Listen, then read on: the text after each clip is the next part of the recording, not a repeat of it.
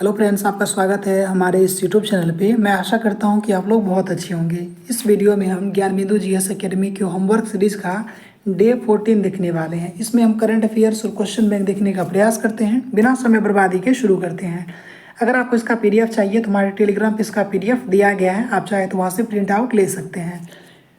सर्वोच्च न्यायालय के पुस्तकालय में लेडी ऑफ जस्टिस की नई प्रतिमा का अनावरण किसने किया? डी.वाई. चंद्रचूड़ ने। किसने किया?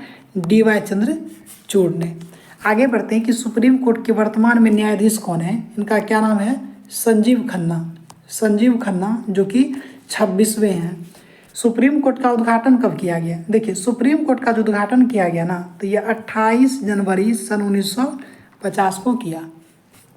जम्मू कश्मीर में विधानसभा चुनाव से पूर्व सरकार गठन प्रक्रिया से पहले उपराज्यपाल मनोज सिन्हा ने विधानसभा में कितने सदस्य को नामित किया? 5 सदस्यों को नामित किया।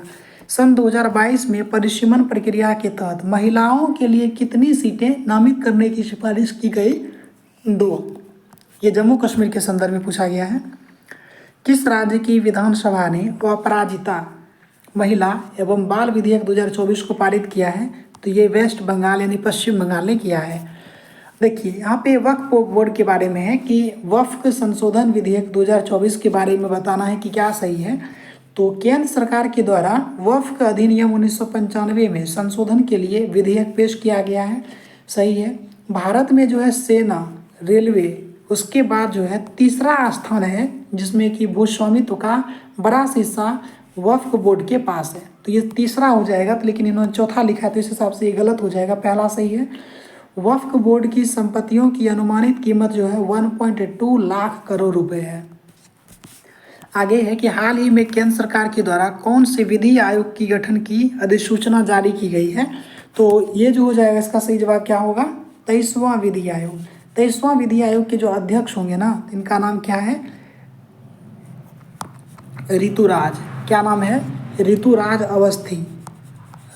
अवस्थी जो है 23वें विधि आयोग के अध्यक्ष।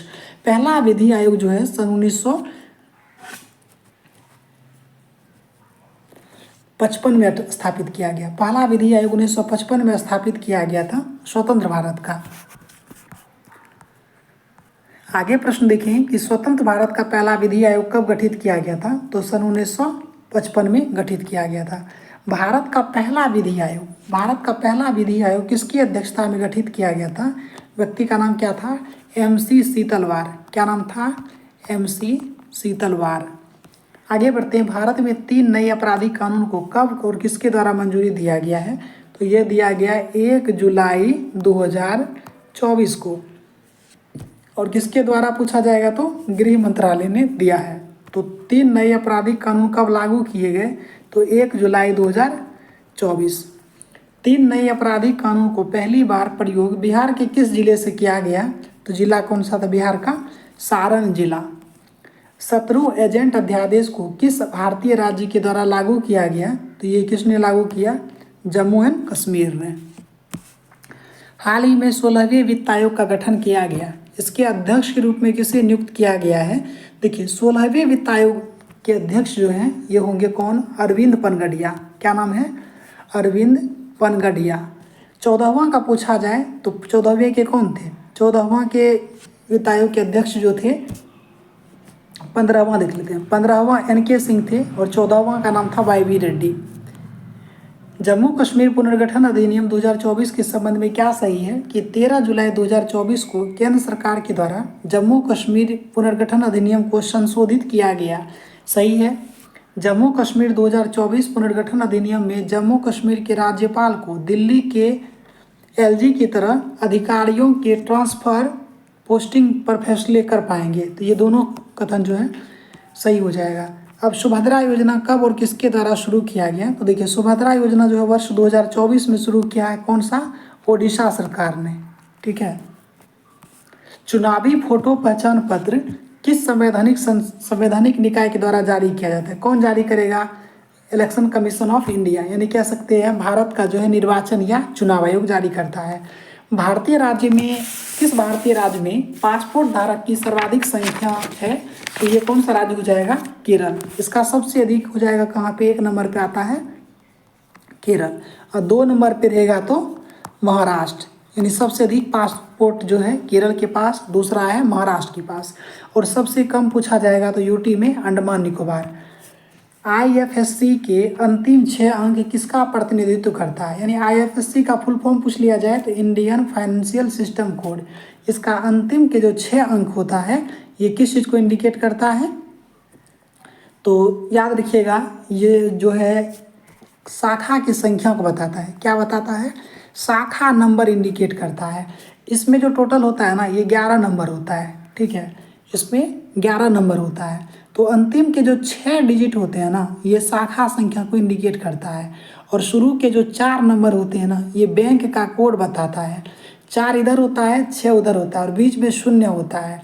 यानी शून्य से पहले जो 4 नंबर होते हैं ना, तो ये बैंक के कोड को इंडिकेट करता है, जबकि शून्य के बाद के जो 6 डिजिट होते हैं वो शाखा की संख्या को इंडिकेट करता है। भारत के यूपीआई सिस्टम को अपनाने वाला पहला देश कौन सा है? तो ये पहला देश कौन सा हो जाएगा? नेपाल, ठीक है। भीम ऐप को सबसे पहले भूटान ने लॉन्च किया था। आगे बढ़ते हैं कि one nation one ration card योजना को कब शुरू किया गया था तथा शुरुआती दौर में कितने राज्य में शुरू किया गया था? देखिए, one nation one ration card जो है वर्ष 2019 में शुरू किया गया, ठीक है। शुरू में किया गया टोटल 6 राज्य में, और सबसे अंतिम में जो किया गया ना, यानी कि 36वां पूछा जाए तो क्या हो जाएगा? असम। प्रधानमंत्री श्रम योगी मानधन योजना को कब शुरू किया गया? तो ये कब शुरू किया गया? वर्ष 2019 में प्रधानमंत्री श्रम योगी मानधन योजना 2019 में शुरू की गई। जन आरोग्य योजना की शुरुआत भारत सरकार के द्वारा कहाँ पर की गई? तो देखिए, ये कहाँ से? ये झारखंड का रांची से किया गया, ठीक है। अब इसका नया नाम क्या हो गया? यही है आपका आयुष्मान भारत। आयुष्मान भारत योजना जो है पहले जन आरोग्य योजना के नाम से रांची से शुरू हुआ। कब? 23 सितंबर 2018 को, ठीक है, 23 सितंबर 2018 को। किसान क्रेडिट कार्ड पहल कब और किस संस्था के द्वारा शुरू किया गया? तो किसान क्रेडिट कार्ड जो है सन 1998, कब? सन 1998 में नाबार्ड के द्वारा, NABARD। डीपीटी का टीका किन 3 बीमारी? देखिए, डीपीटी है ना, तो इसको कहते हैं डिप्थीरिया, परटूसिस, टिटनेस। टिटनेस तो हो गया, परटूसिस को ही काली खांसी कहते हैं, याद रखिएगा। IRCTC का मुख्यालय कहाँ है? तो IRCTC का जो मुख्यालय है न्यू दिल्ली में है, और ये किस मंत्रालय के अंतर्गत आएगा? तो ये रेल मंत्रालय के अंतर्गत आएगा ना। मृदा स्वास्थ्य कार्ड योजना कब और कहाँ से शुरू किया गया? तो ये वर्ष 2015 में राजस्थान के सूरतगढ़ से, कहाँ? राजस्थान के सूरतगढ़ से शुरू किया गया। जीएसटी पंजीकरण संख्या में कुल कितने अंकों की संख्या कितनी होती है? यानी जीएसटी पंजीकरण में कुल कितने नंबर होते हैं? तो 15। और आईएफएससी कोड में क्या है? आईएफएससी कोड में कितने नंबर होते हैं? 11। ओसीआई कार्ड की शुरुआत किस नागरिकता संशोधन अधिनियम के तहत की गई थी? तो ये हो जाएगा वर्ष 2005 के नागरिकता संशोधन के द्वारा, ठीक है। और यह किस मंत्रालय के द्वारा? देखिए, नागरिकता संशोधन जो जब भी होगा ना, तो ये गृह मंत्रालय यानी संसद करेगा, और ये गृह मंत्रालय के तहत। आगे बढ़ते हैं। आगे का प्रश्न है कि भारत के किस राज्य या किस क्षेत्र को अनुसूचित जाति जनजातीय क्षेत्र घोषित करने का अधिकार किसके पास है? तो ये राष्ट्रपति को है। मंडल कमीशन की सिफारिश को कब और किस प्रधानमंत्री के कार्यकाल में लागू किया? तो मंडल कमीशन की सिफारिश को जो है ना, देखिए एक्चुअली ये आया था सन 1989-90 में मंडल कमीशन, ठीक है, और ये लागू हो गया, मंडल कमीशन जो है ना, ये गठन किया गया था सन 1980 में, लेकिन लागू किया गया था 1989-90 में। और इस समय जो प्रधानमंत्री थे, इनका याद रखिएगा, नाम था वीपी सिंह, ठीक है, वीपी सिंह। और इसमें ओबीसी आरक्षण जो है 27% दिया। इसमें एक डाटा और पूछा जाता है कि इंदिरा साहनी, ठीक है, इंदिरा साहनी जो है समिति, ये इसका संबंध है। इंदिरा साहनी समिति ने ये कहा था कि ओबीसी आरक्षण जो आपने 27% दिया है, ये किसी भी हाल में 50% से अधिक नहीं होना चाहिए। ये किसने कहा था? इंदिरा साहनी कमीशन ने। नागरिकता का उल्लेख संविधान के किस भाग में है? देखिए, नागरिकता का जो उल्लेख है ना, भारतीय संविधान के भाग 2 में है। और तथा नागरिकता से संबंधित भाग को कब लागू किया गया था? तो ये देखिए 26 नवंबर 1949 को ही लागू कर दिया गया था नागरिकता संबंधित भाग को भी। राष्ट्रीय पिछड़ा वर्ग आयोग का उल्लेख संविधान के किस अनुच्छेद में है? तो राष्ट्रीय पिछड़ा वर्ग आयोग जो है अनुच्छेद 338 का ख में आता है। ठीक है, ख कहिए, उसको बी कह सकते हैं आप। मिशन इंद्रधनुष की शुरुआत कब की गई और इसका संबंध किससे है? तो ये है सार्वभौमिक टीकाकरण से वर्ष 2014 में प्रारंभ हुआ था, बलिया से। भारत का पहला जैविक राज्य कौन सा है? तो भारत का पहला जैविक राज्य जो है ना, ये कौन सा है? सिक्किम है। यूटी पूछ लिया जाता है तो लक्षद्वीप होगा। गोबर गैस संयंत्र में कौन सी गैस निकलती है? तो गोबर गैस से क्या निकलेगा? मीथेन निकलेगा ना, CH4। पौधे की जड़ों में नाइट्रोजन का स्थिरीकरण किस बैक्टीरिया के द्वारा होता है? इसको क्या कहते हैं? राइजोबियम। ठीक है, राइजोबियम। भारत में सबसे पहले पंचायती राज व्यवस्था को किस समिति की सिफारिश पर लागू किया गया था? ये कौन सा समिति था? तो बलवंत राय मेहता समिति। ठीक है, बलवंत राय मेहता समिति जो है सन 1957 में स्थापित किया गया था और उन्होंने 3 स्तर का पंचायती राज की बात कही थी, यानी पंचायत का गठन जो है 3 स्तर पर किया। केचुआ पालन की विधि को क्या कहते हैं? तो इसको क्या कहते हैं? वर्मी। क्या कहते हैं? Vermi culture. महात्मा गांधी राष्ट्रीय ग्रामीण रोजगार गारंटी अधिनियम को संपूर्ण भारतवर्ष में कब लागू किया गया था? तो ये कब लागू किया? 2006 में। देखिए, प्रारंभ में ये जो था नरेगा कहलाया, लेकिन मनरेगा पूछेगा तो वर्ष 2009। ठीक है, तो इसका सही जवाब देखिए 2006 में लागू किया, लेकिन बाद में ये मनरेगा कहलाया वर्ष 2009 में। जब शुरू हुआ था तो उस समय वो नरेगा कहलाया। प्रधानमंत्री जनधन योजना की घोषणा कब की गई थी? देखिए, घोषणा तो 15 अगस्त को किया गया ना, घोषणा जो है 15 अगस्त 2014 को किया गया, लेकिन ये लागू हो जा करके 28 अगस्त 2014 को। ऐसा कर जो स्थानांतरण योग्य हो उसे क्या कहते हैं? तो जिस कर का जो कर स्थानांतरण करने योग्य हो उसको क्या कहते हैं? अप्रत्यक्ष कर कहते हैं। क्या कहते हैं? अप्रत्यक्ष कर। आगे का प्रश्न है कि जीएसटी को किस समिति की सिफारिश पर लाया गया था? तो जीएसटी जो लाया गया था ना, ये विजय केलकर समिति। क्या नाम था? विजय केलकर समिति। लाया गया था 2016 में। ठीक है, लागू हुआ जा करके 1 जुलाई 2017। ठीक है, 1 जुलाई 2017 से जीएसटी लागू हुआ। ठीक है, याद रखिएगा 1 जुलाई 2017 को। यदि आय में वृद्धि के साथ कर में भी वृद्धि हो जाए तो इस प्रकार के कर को क्या कहते हैं? तो इसको क्या कहते हैं? इसको प्रगतिशील। क्या कहते हैं? प्रगतिशील कर कहते हैं। यदि आय में वृद्धि के साथ कर में भी वृद्धि हो जाए तो इस प्रकार के कर को क्या कहते हैं? प्रगतिशील। विश्व में सबसे पहले किस देश ने अपने यहाँ जीएसटी को लागू किया था? सबसे पहले विश्व में जो लागू किया था, फ्रांस ने। राज्य सरकार केंद्र सरकार का सरकारी योजनाओं पर किया गया व्यय किस प्रकार का व्यय है? तो इस कर को क्या कहते हैं? इसको कहते हैं राजस्व व्यय। क्या कहते हैं? राजस्व व्यय। भारत में पहली बार बजट किसके द्वारा पारित किया गया? भारत में जो पहली बार बजट पेश किया गया था सन 1860 में, किसके द्वारा? जेम्स विल्सन के द्वारा। ठीक है, जेम्स विल्सन के द्वारा भारत में पहली बार बजट को पास किया गया था।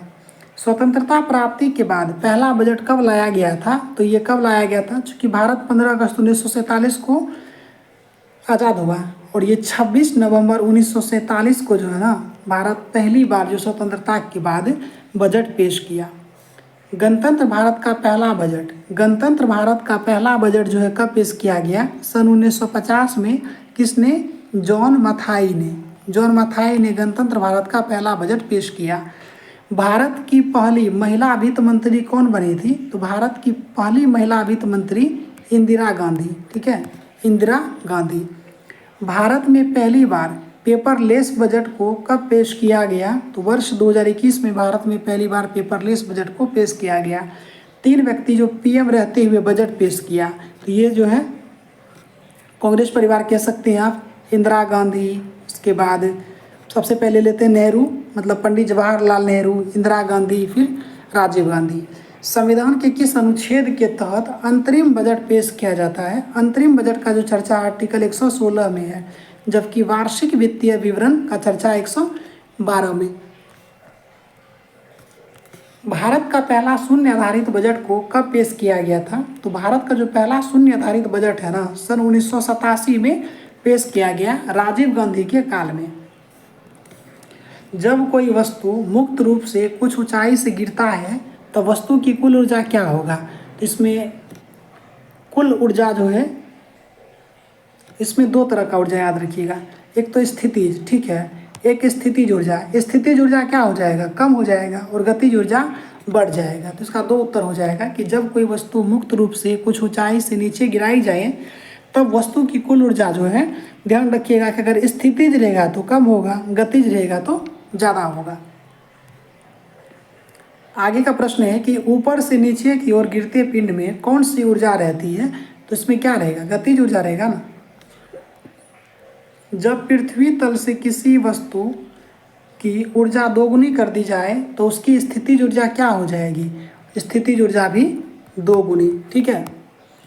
वृत्तीय पथ पर घूमती हुई वस्तु के विस्थापन में अभिकेंद्र बल द्वारा किया गया कार्य क्या होता है? तो ये होता है शून्य।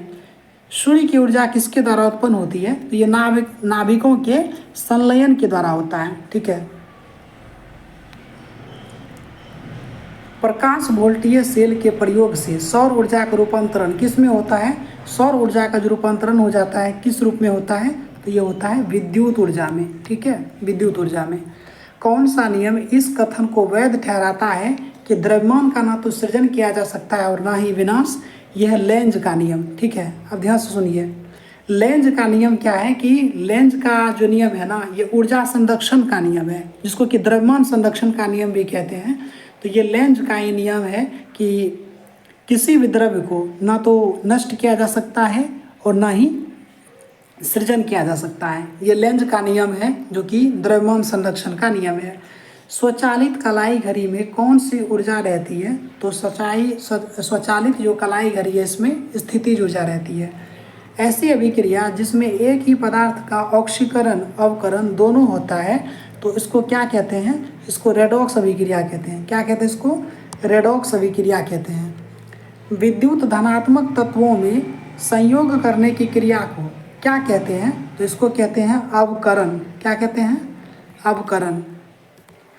निम्नलिखित कथन पर विचार कीजिए कि अधातुओं में इलेक्ट्रॉन ग्रहण करने की प्रवृत्ति होती है, इसीलिए वे ऑक्सीकारक हैं। तो ये सही है। धातुओं में इलेक्ट्रॉन त्याग करने की प्रवृत्ति होती है, इसीलिए वो अवकारक है। तो दोनों कथन सही है। तो ध्यान रखिएगा कि अधातु में इलेक्ट्रॉन ग्रहण करेगा, जैसे ही इलेक्ट्रॉन ग्रहण करेगा तो यानी इसमें ऋणायन होगा। इलेक्ट्रॉन ग्रहण करेगा तो ऋणायन होगा, इसलिए वो क्या कहलाएगा? ऑक्सीकारक। जबकि धातुओं में इलेक्ट्रॉन त्याग करने की प्रवृत्ति होती है, यानी इलेक्ट्रॉन त्याग करेगा तो वो धनायन बनेगा और उसको क्या कहेंगे? अवकारक। अवकारक एक पदार्थ है जो क्या करता है कि इलेक्ट्रॉन का त्याग करता है। बिल्कुल सही, अभी हमने यहाँ पढ़ा ना। अवकारक क्या है कि जो इलेक्ट्रॉन का त्याग करेगा, इलेक्ट्रॉन का त्याग करेगा तो उसमें धन आवेश आएगा। तो अवकारक वह पदार्थ है जो इलेक्ट्रॉन का त्याग करते हैं, दूसरे पदार्थ का अवकरण करते हैं। सही है, खुद अवकारक होता है लेकिन दूसरे का अवकरण करते हैं।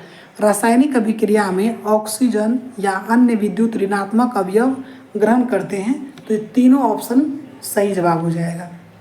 आगे प्रश्न है कि लोहे में जंग लगना किसका उदाहरण है? तो लोहे में जो जंग लगना है ये रासायनिक परिवर्तन का उदाहरण है, या इसको आप कह सकते हैं ऑक्सीकरण भी है, ठीक है।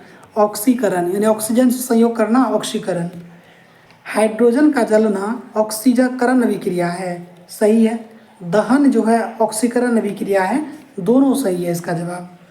निम्नलिखित में से कथन पर विचार करें कि ऑक्सीकरण के दौरान जो है, ऑक्सीकरण के दौरान विद्युत धनात्मक समूह के अनुपात में वृद्धि होती है। गलत है, ठीक है। अवकरण के दौरान जो है विद्युत ऋणात्मक समूह के अनुपात में कमी होती है। तो ऑप्शन नंबर केवल 2 सही हो जाएगा। केंद्रीय विहीन लाल रुधिर अणु यानी कि केंद्र विहीन लाल रुधिराणु किसमें पाई जाती है? तो यह स्तनधारी में। लेकिन अपवाद में रखिएगा ऊंट और लामा, यानी ऊंट और लामा के आरबीसी में केंद्रक नहीं रहता है। कौन सा भारतीय व्यक्ति जो है पक्षी विज्ञान संशोधन विशेषज्ञ व्यक्ति थे? मतलब कि भारत के प्रमुख जो है पक्षी वैज्ञानिक कौन थे? इनका नाम क्या था? डॉक्टर सलीम अली। डॉक्टर सलीम अली।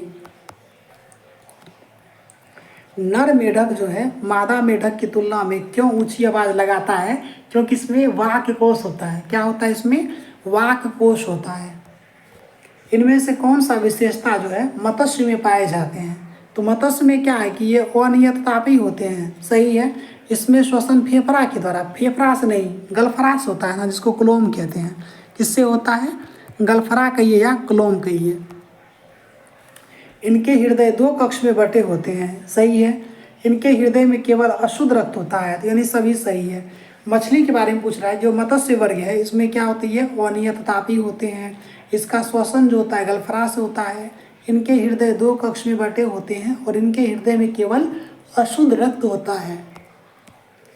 किस संघ के सभी जंतु जो है ना समुद्री होते हैं? तो इसको क्या कहते हैं? इकाइनोडर्मेटा। ठीक है, इकाइनोडर्मेटा। इकाइनोडर्मेटा संघ के जो जंतु होते हैं ये समुद्री होते हैं। पायला को घोंघा के नाम से भी जाना जाता है। सही है। सीपिया को कटल फिश, ये भी सही हो जाएगा। अब हाँ, ऑक्टोपस को डेविल फिश कहते हैं, यह सही है। डेविल फिश कहिए या उसको श्रिंग मीन के नाम से जाना जाता है ऑक्टोपस। झींगा और केकड़ा जीव जिसे मनुष्य के द्वारा भोजन के रूप में इस्तेमाल किया जाता है, ये किस संघ में आएगा? यानी कहना है कि झींगा और केकड़ा जो है ये किस संघ में आता है? तो ये कौन होगा? आर्थ्रोपोडा में आता है ना। तो केकड़ा सब जो है आर्थ्रोपोडा में आता है, यानी कि कीट वर्ग का प्राणी है ये सब। अब रोगवाहक कीट और बीमारी बताना है कि कौन सुमेलित नहीं है। तो घरेलू मक्खी टाइफाइड, सही है। घरेलू मक्खी जो है टाइफाइड के कारण है, यानी कि साल्मोनेला टाइफाइड जो होता है, साल्मोनेला टाइफी के कारण टाइफाइड होता है। इसका कारण है घरेलू मक्खी। रेड फली है कालाजार, नहीं ये गलत हो जाएगा। कालाजार के लिए सैंड फ्लाई, क्या कहते हैं? सैंड फ्लाई या बालू मक्खी। सीसी मक्खी को सिकता मक्खी कहिएगा, जो कि स्लीपिंग सिकनेस, सही है। क्यूलेक्स मच्छर जो होता है फाइलेरिया का जिम्मेवार है, तो ये भी सही है। तो इसका सही गलत जवाब क्या हो जाएगा?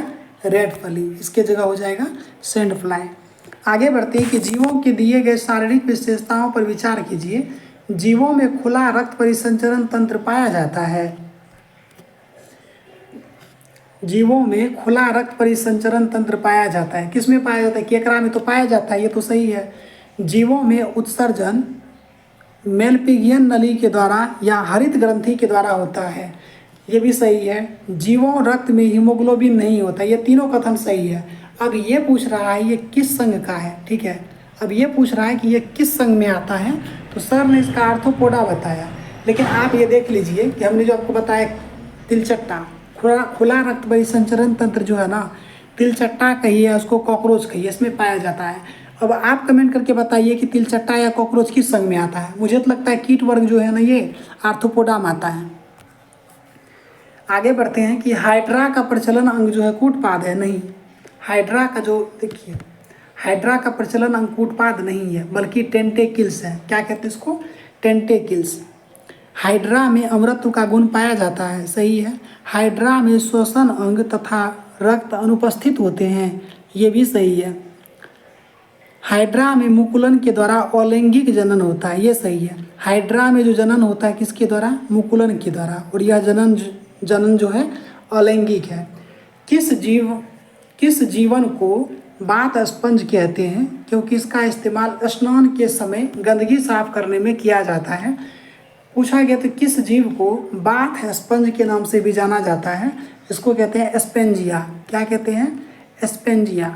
स्पेंजिया कहते हैं क्योंकि इसका इस्तेमाल जो है स्नान के समय गंदगी साफ करने के लिए किया जाता है, इसको स्पेंजिया कहते हैं।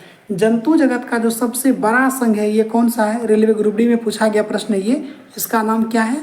आर्थ्रोपोडा। ठीक है, जंतु जगत का सबसे बड़ा संघ आर्थ्रोपोडा है।